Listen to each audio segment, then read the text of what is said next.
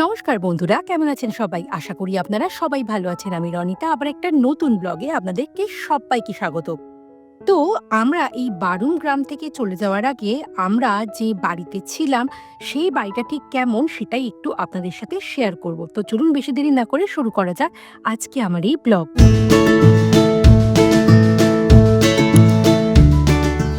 বারুণপুরে গ্রামে আমরা প্রায় ২ দিন এই বাড়িটায় ছিলাম। তো এই বাড়িটা ঠিক কেমন সেটাই একটু আপনাদের সাথে শেয়ার করব। তো প্রথমেই বলে রাখি, এটা যেহেতু একদম গ্রামের একটা বাড়ি, সেজন্য এই বাড়িতে দেখলাম প্রত্যেকটা বাড়িতেই ট্রাক্টর বা জমিতে চাষ করার মতো যে জিনিসগুলো থাকে সেগুলো এখানেও রয়েছে, এবং এই বাড়িটায় শুধু নয়, মোটামুটি সব বাড়িতেই রয়েছে দেখছি। বাড়িটা অনেকটা জায়গা জুড়ে রয়েছে। তো আমি এবার ডান দিকটায় যাচ্ছি। এখানে ডান দিকেও দেখছি অনেক বড় জায়গা, সুন্দর, এখানে বেশ পাঁচিল দিয়ে আর কি ঘেরাও রয়েছে এই জায়গাটা।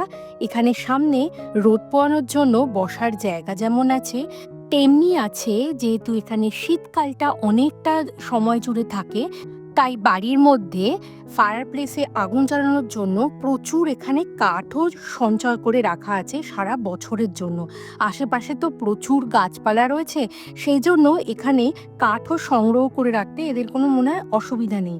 তো এই জায়গাটা খুব সুন্দর, প্রচুর অন্যান্য জিনিসপত্রও আছে, যেগুলো মোটামুটি এখন তালা দেওয়াই আছে। আর এই দিকে আমাদের সামনেই গাড়িটা পার্ক করা রয়েছে। এইবার আমি ঢুকবো ঘরের মধ্যে। ঘরের ঢোকার মুখেই রয়েছে সুরাক। তারপর সোজা চলে গিয়ে ডান দিকটায় হলো আমাদের মেন ড্রয়িং রুম। এই ড্রয়িং রুমের সামনেই রয়েছে একটা বড় বাগান। এই বাগানটা তো আমি দেখিয়েছি, আর এখানে আমরা ২-৪টে রিলও বানিয়ে নিয়েছি।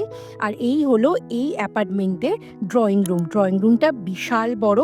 আর এই যে আমরা বাড়িটায় ছিলাম, এই বাড়িটা পুরোটাই একতলার বাড়ি। ভীষণ সুন্দর করে সাজানো। এখানে মানে ধরুন বন্ধু-বান্ধব নিয়ে আসুন, কি ধরুন আপনারা যদি ফ্যামিলি নিয়েও আসুন, তো দারুণ এনজয় করতে পারবেন।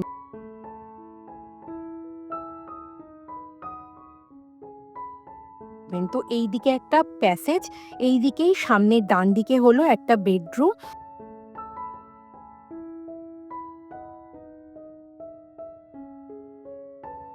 আবার এইটা দিয়ে সামনের দিকে গেলে এখানে দেখছি, যেহেতু এটা গ্রামের বাড়ি, আমার কোনো আইডিয়া ছিল না গ্রামের দিকের বাড়িতে কেমন রুম হিটার হয়। তো এটা হচ্ছে এক ধরনের রুম হিটার, এখানে গ্রামের বাড়িতে থাকে। এখানে ওয়াশিং মেশিনও রয়েছে। আর ওই দিকে সামনের দিকে গেলে আর একটা বেডরুম। তো আমরা যেহেতু দুটো ফ্যামিলি এসেছি, সেজন্য দুটো বেডরুম আমাদের দিয়েছে। যদিও এই বাড়িতে নাকি আরও অনেকগুলো বেডরুম আছে, যদিও সেটা তালাবন্ধ রয়েছে।